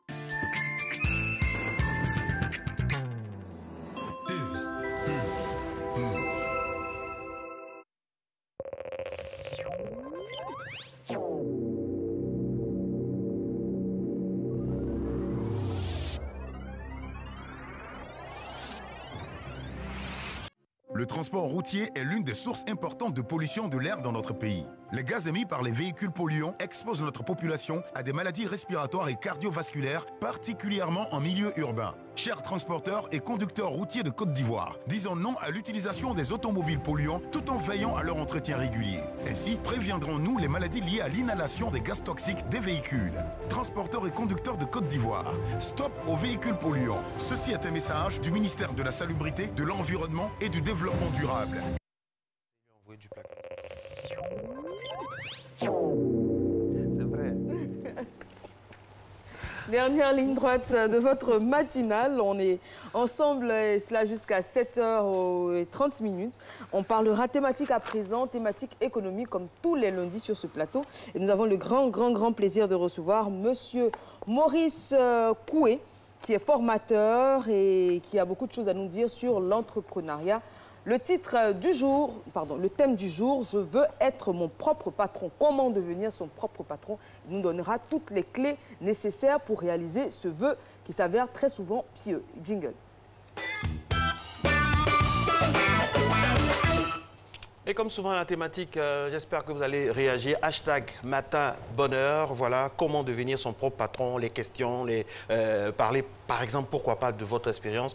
Et nous ferons fort de transmettre ça à cette personnalité qui fait partie de grands formateurs de notre pays. Plusieurs générations de personnes formées à la culture de l'entreprise, de l'entrepreneuriat. C'est donc un invité de poids que nous avons grâce à la dextérité de la rédactrice en chef Kadi Fadiga. On va avoir un extrait, on va avoir un reportage et on se retrouve juste après. Mais on me dit que le reportage ne sera pas disponible, donc on va aller les pieds dans le plat, ça va nous permettre d'avoir un peu plus de temps. On va situer le contexte économique de notre pays. Est-ce que c'est un contexte qui appelle de plus en plus à avoir des jeunes, des femmes, des hommes, à être leur propre patron et à laisser l'État-providence? Oui, en effet. Merci, bonjour. Bonjour. Oui, nous n'avons pas le choix. Nous avons un contexte très difficile où il y a près de 25% au moins de la population active, c'est-à-dire des jeunes gens qui sont des diplômés, des surdiplômés même, qui chôment. La pauvreté, on le sait, n'est pas loin d'un Ivoirien sur deux qui est chômeur. Alors, que faire? On ne combat pas la pauvreté à coup de verbes. On essaie de la combattre à coup de richesse. Comment créer donc la richesse? Alors, le thème de ce livre-là, ce thème qui fait partie d'un livre que j'ai produit, c'est un thème assez d'actualité. D'actualité parce qu'il y a beaucoup de jeunes qui viennent nous voir et qui nous demandent comment créer. comment financer? Mais avant de financer, il faut d'abord créer, il faut d'abord apprendre à créer. Donc cela suppose une préparation. Cette préparation est le fruit d'une longue et très longue préparation. Et c'est ça que nous sommes là pour essayer d'éclairer davantage en termes des Ivoiriens. On va rentrer dans le vif du sujet. Hein. Moi, j'aimerais vous demander d'emblée, est-ce que tout le monde peut être son propre patron? Est-ce que tout le monde a les qualités requises pour être son propre patron? Oui, a priori, oui. Même s'il y a près de 10% de la population qui sont faits pour créer, qui ont le talent pour créer. Mais a priori, oui, si on s'y prépare. Parce que ce n'est pas fait pour les amateurs, ce n'est pas fait pour les dilettantes. Il faut s'y préparer. C'est un travail minutieux et qui dure au moins 48 mois. Il dit bien 48 mois. De préparation. De préparation. Intense. Intense. Dites-moi, pour ceux qui nous regardent concrètement, au fait, c'est quoi un patron?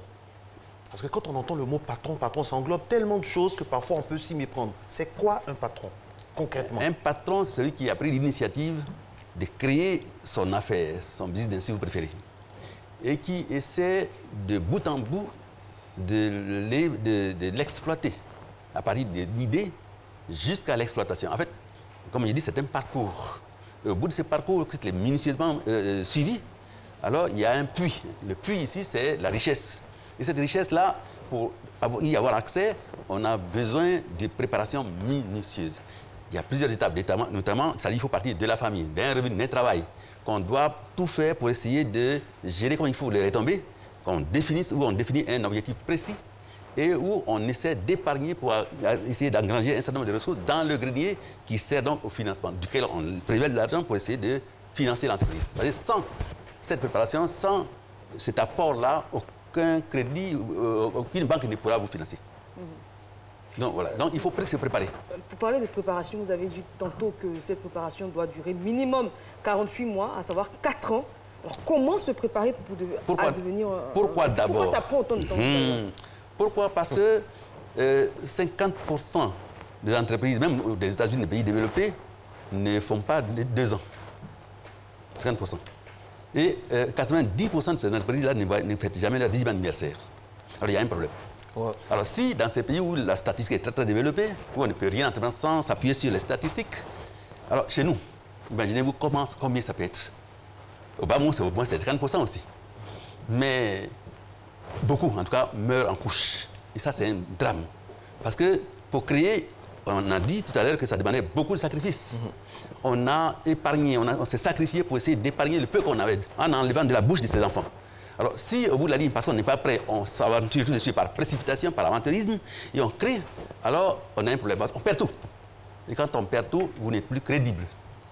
D'où l'intérêt de se préparer. Alors, il y a là donc, malheureusement, beaucoup d'Ivoiriens s'aventurent un peu dans ce domaine-là, sans aucune préparation, et après, ils se rendent compte que, on m'a trompé, non, celui qui m'a mis induit en erreur, non, ça ne tient pas. Alors, quels sont les pièges, justement, à éviter quand on se prépare à être son propre patron? Les pièges à éviter, c'est d'abord de s'assurer qu'on a créé une très bonne idée qui est porteuse. On ne copie pas les idées des autres. Parce que quand la bourrasque va frapper, si tu n'es pas suffisamment convaincu du côté porteur de ton idée, mais tu démissionnes très vite. Or, déjà, tu l'as déjà investi, donc tu gaspilles de l'argent, des ressources qui sont rares. Donc, il faut d'abord se préparer, encore une fois, il faut apprendre à épargner, il faut se former. Il faut tout faire pour que... Se priver de beaucoup de choses. Se priver, depuis et en informant, en préparant, en associant son partenaire et sa partenaire à la démarche.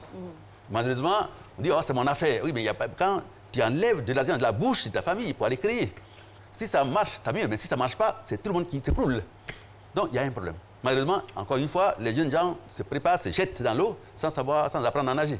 Et là, c'est le scandale. Alors, ces 48 mois de préparation, qu'est-ce qu'ils englobent? Quelles sont les bases? Donc, on a compris que c'est l'idée, une idée porteuse, une idée qu'on espère féconde, une idée en tout cas qui pourra, sur le long terme, devenir une entreprise viable. Très bien. Il y a d'abord, quand il dit 48 mois, ça se décompose en 24 mois, 24 mois. Donc la première phase, c'est la préparation, il faut faire le plan d'affaires, il faut chercher l'idée qui est porteuse. Et puis maintenant, après, quand on a créé, il faut également continuer à être prudent et à gérer comme il faut, avec rigueur. Et donc, c'est ça qui fait les 48 mois. Mais chaque étape, dans le livre que j'ai produit à l'époque, il y a un compte à rebours. qui nous permet vraiment de s'assurer qu'on est sur la bonne voie, que telle étape a été accomplie avant telle autre. Bon, donc, je pense que tout ça, c'est extrêmement important, que les gens se préparent avant d'entamer ce parcours-là, comme il dit tout à l'heure, et qui nous permet d'aboutir à des bons résultats. Quand on préparait l'émission, je vous ai posé une question qui vous a fait sourire. Est-ce que l'Afrique produit de bons patrons? L'Afrique devrait produire de bons patrons, mais beaucoup d'Ivoiriens sont prêts à avoir des bons produits, pour être des bons entrepreneurs. La question est là. Je me dis, parce qu'on est tiré par la pauvreté, par le chômage, on se dit, moi aussi, je vais créer. Gagner de l'argent rapidement. Il faut gagner de l'argent rapidement. Oh, ça se prépare. Si tu t'enfonces si tu entames cette itinéraire sans préparation, mais c'est la catastrophe encore une fois. Donc, beaucoup d'Ivoiriens, beaucoup d'Africains, oui, ils ont les talents, mais ils sont un peu confrontés à un contexte socio-culturel qui souvent pèse très lourd. Lequel? Ah oui, non, c'est quand je suis en train d'entamer la première démarche, d'ailleurs, qui est l'épargne.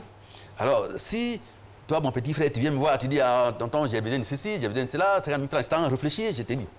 Alors, finalement, ça ralentit mon rythme de préparation. Et même quand j'ai créé, comme on dit souvent qu'il n'y a que les riches qui créent, alors, évidemment, si tu as créé, c'est que tu es riche. Donc, tu n'as pas le droit de me laisser tomber. Moi qui suis ton frère, il faut que je mange. Mais en sortant de l'argent de mon entreprise et en te le donnant, mais j'ai ici une partie du pilier central sur lequel l'entreprise est assise. Donc, il y a tous ces problèmes-là. Et c'est ça le contexte socioculturel dans lequel on est. Et quand on donne ces cours, on dit, ah oui, mais nous sommes en Afrique. Oui, mais on n'est pas né pour être forcément dernier. Si chacun se donne la peine, chacun se force pour essayer d'appliquer les règles, moi je pense qu'il n'y a pas de problème. On a effectivement des bons modèles d'entrepreneurs qui peuvent nous aider, nous tirer pour aller vers l'avant. C'est vrai qu'en Afrique, on n'a pas les mêmes facteurs que les autres. J'ai un frère qui le disait comme ça pour plaisanter. Il disait quand on veut créer une entreprise à l'extérieur, il y a certains facteurs qu'on voit, notamment démographiques, politiques, etc. En Afrique, il faut ajouter le facteur mystique. Parce que c'est toutes ces choses-là qui comptent également. C'était pour déconner. Alors la question, quelles sont les qualités de bons patrons? La rigueur? La rigueur, la présence d'abord. J'ai utilisé moi, je dis, c'est pas fait pour les dilettantes. Si tu es à la fonction publique, si tu es quelque part, puis tu es créé et que tu n'es pas là et que tu ne contrôles rien, tu iras subventionner gratuitement, excusez-moi, un individu, pour ne pas dire un imbécile, qui va se sucrer sur votre dos. D'accord. Parce que si l'argent que tu as eu a été obtenu de façon, sans le qualifier, mais si vous l'avez eu en transpirant, en suivant le circuit de l'accumulation de l'épargne, qui vous permet de financer, alors vous avez le droit d'être là présent.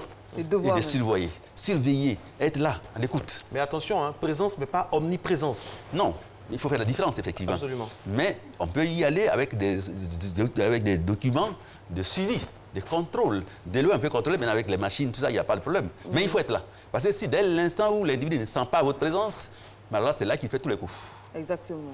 Donc, présence, rigueur dans la gestion. Présence, rigueur. Notamment avec l'exemple que vous citiez tantôt, un frère qui vient vous demander de l'argent, si vous n'en avez pas et que l'argent doit servir au fonctionnement de l'entreprise, on dit non. Il faut absolument que vous soyez en mesure de dire que votre non soit un non et que vous soyez sûr, à votre argument à l'appui, que cet argent ne m'appartient pas. Ça appartient à toute une communauté, à toute une famille qui a besoin de ça pour vivre. Parce que vous avez des employés qui sont avec vous là. Ces employés-là, ils ont besoin avec votre appui, de gérer, de se marier, d'acheter leur maison. Donc vous n'avez pas le droit de gaspiller au profit d'un individu qui, lui, au lieu de travailler, ne travaille pas et qui vient profiter de votre sueur, encore une fois.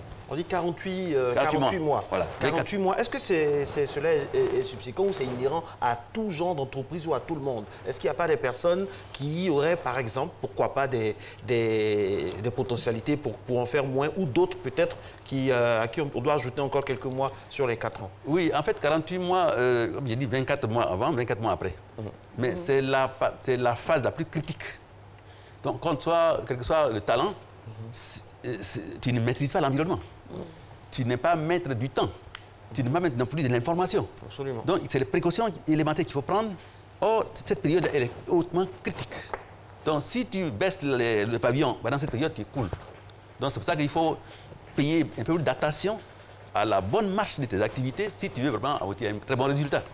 À partir de quel moment est-ce qu'on peut se dire c'est bon, c'est gagné, le plus dur a été fait, l'entreprise est sur de bons rails on peut commencer à souffler. Parce que c'est vrai que quand on monte une entreprise, que l'argent commence à rentrer, surtout quand il s'agit de PME, qu'on brasse beaucoup d'argent liquide, on se dit « Ah, ça va, la société va très bien, je fais beaucoup d'argent », alors que ce n'est pas forcément gagné. Et c'est là le danger.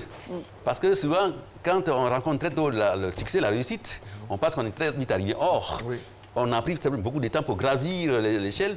Mais il est très facile de tomber et quand on tombe de façon violente et c'est la catastrophe. Ça fait mal au Donc il faut que, c'est pas parce qu'on a réussi pendant 48 mois, oui ça arrive, mais ça nous met dans un environnement un peu très flatteur qui nous oblige à baisser un peu encore une fois les armes et d'ouvrir la poitrine à toutes sortes de problèmes. Je veux lancer une entreprise vraiment à un niveau, je vais dire, pas une grande entreprise. Je veux vendre de la ticket, je veux vendre du beau flotto, je veux vendre quelques petites babioles. Est-ce que là aussi, on doit faire une formation de 4 ans? Comment ça se passe là concrètement dans ce genre de cas? Tout à fait. Une entreprise, c'est une entreprise. Quel que soit, il n'y a pas de taille.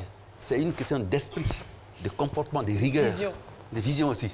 Parce qu'on peut partir de la loco, de beaux flottos, puis aller construire des maisons, des buildings. Quand on a réussi. Donc, c'est des étapes. Mais il faut que chaque famille, une entreprise est une famille. C'est un esprit. Mais cette famille, cet esprit doit naître de la première entreprise que j'appelle moi ici la famille. Et cette entreprise-là, même si elle s'ignore, mais elle doit déjà adapter des comportements qui nous permettent d'évoluer vers la réalisation de ma deuxième entreprise, qui est celle-là où je pourrais engager plusieurs personnes. Donc, il est important qu'on façonne un peu cette culture-là qui manque beaucoup chez nous encore. Il est important qu'il y ait des formations, quelle que soit la taille de ce que tu veux faire, il faut absolument te rapprocher de ceux qui sont un peu plus informés. Il faut voir grand. Parce que c'est du petit qu'on peut évoluer vers le grand. Alors tout à l'heure, je n'ai pas eu la réponse à ma question et je suis un peu plus là, je reviens là-dessus. À partir de combien de temps est-ce qu'on peut estimer que l'entreprise est... Parce que vous avez dit... Au bout de 48 mois. 50% des entreprises ne fêtent pas leur deuxième anniversaire. Tout à fait. Et 90% ne fêtent pas le 10e. Absolument. Donc, à partir de quel cap on peut arriver jusqu'à 8 ans et puis fermer? Donc à partir de quel moment on sent que... Quels sont les indicateurs? Voilà, quels sont les indicateurs? En fait, il n'y a pas de temps, mais ça dépend du comportement qu'on affiche. On peut bien réussir 2 ans, on peut être une exception à la règle. On peut aussi, après 4 ans, on peut aussi réussir, comme on peut aussi s'écrouler. Le tout, c'est d'être conscient qu'une entreprise, elle est fragile. C'est dans la pratique, au fait, de tout du quotidien. Parce que personne ne maîtrise le comportement de l'environnement. Je vous donne un exemple. Si vous vendez du riz, par exemple, et puis que d'il y a un asile là-bas, la conjoncture a changé, il ne pleut plus, et ainsi de suite. Alors que vous, votre activité, le cœur de votre métier, c'est la vente du riz. Mais dès l'instant où ça change là-bas, votre entreprise est en danger, là. Tout à fait. Vous ne maîtrisez plus rien. Il peut y avoir la grève, il peut y avoir toutes sortes de choses, ou bien un comportement de maladie. Donc il y a tout un ensemble de choses qu'il faut maîtriser. C'est pour ça qu'il faut toujours s'entourer des bonnes personnes, des gens consciencieux, des gens qui ont des intérêts dans l'entreprise, pour que même si vous n'êtes pas là, qu'ils puissent continuer l'activité, parce qu'au profit de tout le monde, de ceux qui travaillent là. Monsieur Koué, nous sommes en Côte d'Ivoire. Nous sommes en Côte d'Ivoire, un pays en voie de développement, c'est comme ça qu'on dit. Nous sommes en Afrique. Ici, on a un environnement qui n'a rien à voir avec l'environnement de New York, Los Angeles. On a des choses vraiment particulières. On a déjà au niveau des impôts, au niveau de la stabilité de nos pays, à tout moment, on peut avoir des problèmes de sécurité, tout ceci. Est-ce que ça ne rallonge pas les 4 ans à 5 ou 10? C'est une indication. C'est une simple indication. Mais c'est le minimum. Il faut absolument qu'on paye un peu plus d'attention à ce qu'on fait au moins pendant les 4 ans. Parce que c'est là qu'on solidifie la base.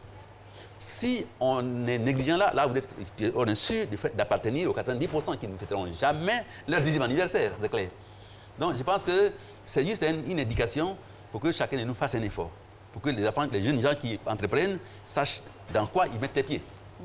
Parce qu'encore une fois, on a une culture où nos parents, nos amis, l'environnement dans lequel nous vivons nous obligent à dire « Oui, mais toi aussi, tu fais quoi dans l'entreprise? Va être avocat, va être médecin, va être un grand DG de DGI. » Bon, mais on n'a pas encore le temps d'apprécier bien, d'accorder beaucoup d'attention au risque. Or, c'est le risque qui paye. Exactement. Et c'est très francophone, ça. Hein. Oui, malheureusement. Les anglophones prennent beaucoup plus de risques que nous. Tout à fait. Est-ce que ça, c'est inclus dans les 48 mois? Non, c'est une question de culture. Et vous parlez de culture toujours, hein. Vous revenez à la famille qui a tendance ou aurait tendance à décourager. Également, on va parler de formation et de famille parce que bien souvent, on a une entreprise, on dit mais il y a ton petit frère qui est là, qui ne fait rien. Pourquoi il ne travaille pas dans ton entreprise? Il y a le cousin qui est là, etc. Alors qu'ils n'ont pas forcément la formation idoine les compétences pour le poste en question. Ça devient compliqué parce qu'on dit il est méchant, il a réussi, il ne veut embaucher personne, il ne veut personne de la famille. Alors qu'il faut, des compétences particulières. Et c'est pour ça que, d'abord, quand on crée des entreprises, il faut d'abord, ce n'est pas une affaire d'individu. Si tu viens d'une cellule familiale, il faut que la famille soit associée. Il faut qu'elle soit préparée. Là où je vais, ce n'est pas facile. Notre régime de vie va baisser. Les vacances ne seront plus là souvent. Le manger au restaurant, non, il faut. Donc, il faut que tous les enfants, et la femme, et le mari, soient préparés. Et c'est cette culture-là. Parce que justement, c'est votre appui. Au moment où vous aurez des problèmes, c'est de là que vous prendrez votre appui pour essayer de réussir. Parce que les premiers mois, en tout cas, surtout pendant les 4 ans, ce sera difficile. Parce qu'une famille qui est déjà habituée à un certain niveau de vie, et puis il va créer une entreprise où les exigences financières sont énormes. Si la famille n'est pas préparée, mais c'est la catastrophe. Quand vous allez revenir, votre femme sera partie, ou bien votre mari sera parti. Donc il faut que les enfants soient préparés. La femme aussi, le mari aussi. Et vous ne pouvez pas vous imaginer la véracité de ce que vous dites. Parce qu'effectivement, quand on engage une action comme ça dans la création d'entreprise, il faut galvaniser, surtout sensibiliser les membres de sa famille. Parce que leur comportement vis-à-vis de vos collaborateurs, parfois, peut vous couler une entreprise. La femme qui peut appeler directement un de vos collaborateurs, le tenser parce qu'il a refusé, par exemple, de décaisser des sans votre signature, appeler directement le comptable, c'est très Voilà. Non, c'est tout à fait juste parce qu'on a tendance à confondre la poche et la caisse. J'étais au Mali comme expert, on nous dit. Et à l'époque, on a dit, bon, il faut les ingénieurs qui sont ici, ils ont la culture, et les gens qui n'ont pas un niveau intellectuel très élevé. Mais ceux-là réussissaient plus. Parce que quand tu as déjà réussi, tu es déjà ingénieur, tu as déjà un certain niveau. Et donc, les gens ont dit, mais tu nous donnais de l'argent, pourquoi maintenant tu dois couper les vivres? Et là, il est obligé de tenter. Après quelques hésitations, mais il tente. Quand il se laisse aller, alors, c'est là. L'entreprise coule. Alors, ce que nous faisons à l'époque, on dit, bon, dis-nous combien tu veux, qui te permet de ne plus mettre la main dans ta caisse. Parce que chaque fois que tu mets la main dans la caisse, ça met la vie de 500 employés en danger. Donc, dis-nous. Il a dit 5 millions. Il dit, bon, OK, contrat conclu, tu ne mets plus la main. Donc, on a mis un comptable et ça va. Alors que les autres, ils savent d'où ils viennent. Donc, les gens, on a tendance à penser que ceux qui ne sont pas, qui n'ont pas un gros diplôme universitaire, n'ont pas forcément les qualités requises pour essayer de bien gérer. C'est faux. J'ai fait un livre. Il appelle le modèle Dula, où la plupart des gens qui ont réussi... Ça s'appelle comment? Le modèle Dula. Le modèle Dula, tout à fait. Et ça, c'est un livre à succès. Hein, et ceux qui ont réussi, c'est ceux-là qui n'ont pas... Je cite Yacouba Silla, les Nzika, les Fosso au Cameroun, les Kanazoué au Burkina. Et c'est des gens qui ont réussi, mais qui n'avaient rien. Même Nathalie Rosalie, elle ne savait ni lire ni écrire. Pourtant, elle a défoncé des murs, elle est devenue un modèle. Alors, vous parlez de... Donc, tout ça, parce qu'ils ont mis la rigueur, la présence. Vous parlez de formation, justement. Est-ce qu'il y a des formations qui nous aident, qui nous conditionnent plus à être de bons patrons? Est-ce qu'une série littéraire, par exemple, quelqu'un qui a fait un DSS de droit, il sera plus à même de faire des affaires que quelqu'un qui a fait je sais pas moi, un doctorat en pharmacie ou autre chose? Est-ce qu'il y a des filières, la filière scientifique, la filière littéraire, est-ce qu'il y a des filières qui facilitent l'entrepreneuriat? Il n'y a pas de problème.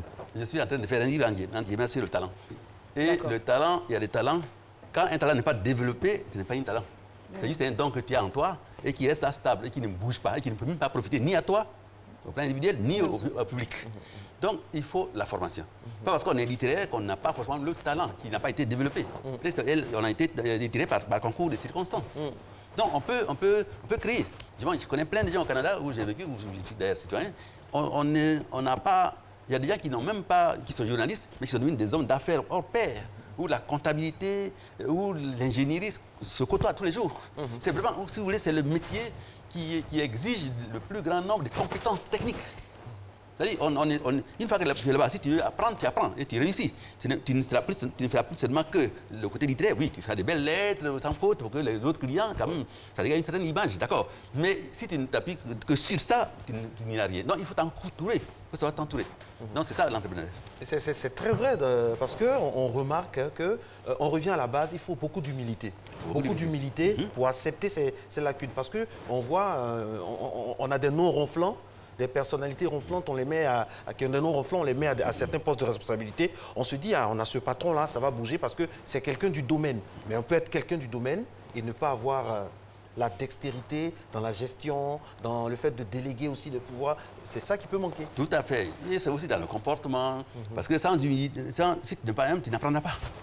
Donc il faut être volontaire, il faut être humble pour aller au devant de coups. Parce que dans tous les cas, tu seras seul devant tes clients. Tu seras seul devant l'impôt. Et si tu n'arrives pas à offrir ce que les gens entendent de toi, tes employés notamment, mais là tu es grillé. Donc il faut que tu... Et il peut arriver des jours où ils ne seront pas là forcément. Mais il faut que tu sois capable de tout faire. Donc c'est un métier éminemment multidisciplinaire. Très bien. N'est pas patron qui veut. Non, n'est pas patron qui veut. Ça prend de la bonne santé. Oui, oui, qui veut, bien sûr. C'est la volonté, c'est la bonne santé. Ça peut gâcher son couple? Tout à fait, oui. Et là, des cas sont nombreux. Bon, comme on n'a pas le temps, mais des cas sont nombreux. Hein, parce que moi, je suis avec toi, je vis avec toi, j'ai épargné l'argent aussi comme toi, je me suis privé, tu t'en vas créer une entreprise. Et puis, je ne te vois plus. Les premiers jours, je ne te vois pas. Mais après, 2 ans après les 48 mois, quand ça va mal, pardon, quand ça va bien, mais je ne te vois plus. Mon ami, tu étais où?